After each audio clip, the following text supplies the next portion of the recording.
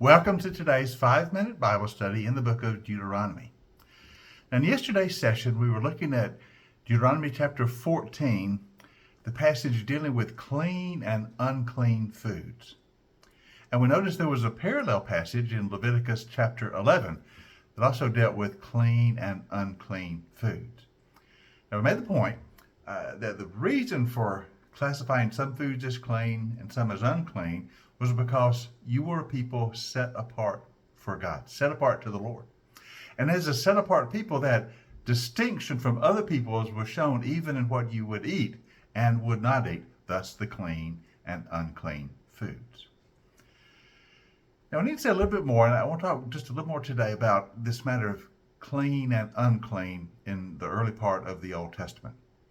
Now, if you look at that parallel passage in Leviticus chapter 11 about clean and unclean foods, and then read several chapters after that, they all deal with different matters of what made Israelites clean and what made them unclean. But when you read them carefully, you notice that most of the time this matter of cleanliness does not have to do with sin. In other words, being clean or being unclean has nothing to do with sin and sinfulness or committing sin. No, to be clean is to be in a state where you are able to enter the tabernacle and worship. To be unclean is to be in a state where you cannot, at least for a temporary period of time, enter the tabernacle, enter the place of worship. That matter of cleanness and uncleanness has to do with the sacred space of the tabernacle, and certain things would make you unable to enter that sacred space, that place of worship, and thus worship the Lord. So, for example, in Leviticus chapter 12, it talks about childbirth, and that after childbirth, a new mother would be unclean for a period of time, a number of days.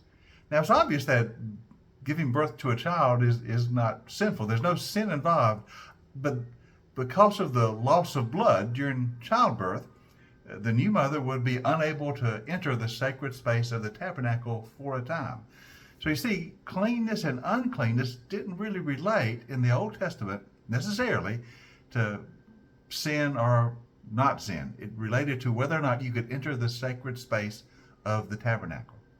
Now, as you read through those other chapters in Leviticus that deal with this, sometimes, for instance, if you touched a dead body, that would make you unclean for a certain period of time. Now, touching a dead body was not a sin, but it did make you unable to enter the tabernacle for a period of time.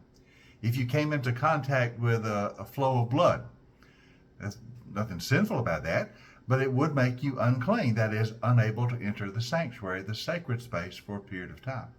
Sometimes that uncleanness would last just till the evening. Sometimes it might last 2 or 3 days. But it was a matter of whether you could enter the worship place, the tabernacle, the sacred space.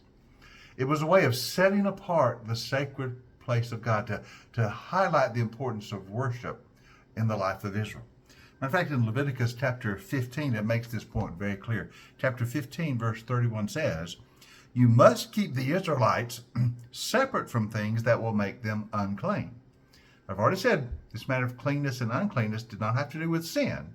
It had to do with things that made you unable to enter the sanctuary.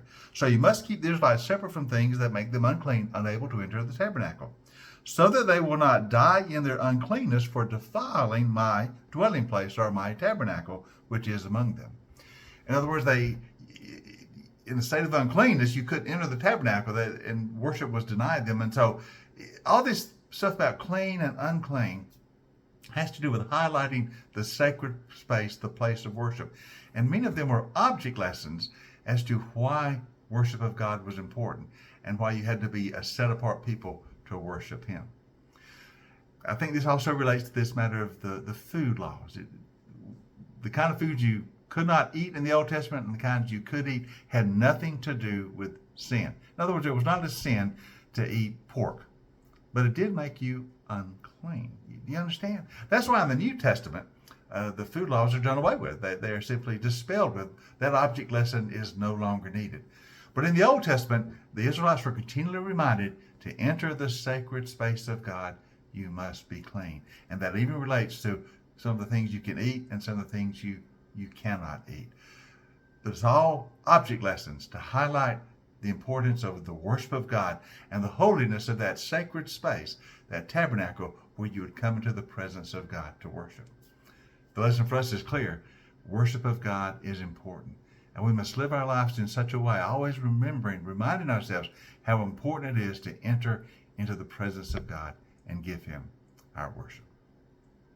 Hope you join us next time as we continue our 5-minute Bible study in the book of Deuteronomy.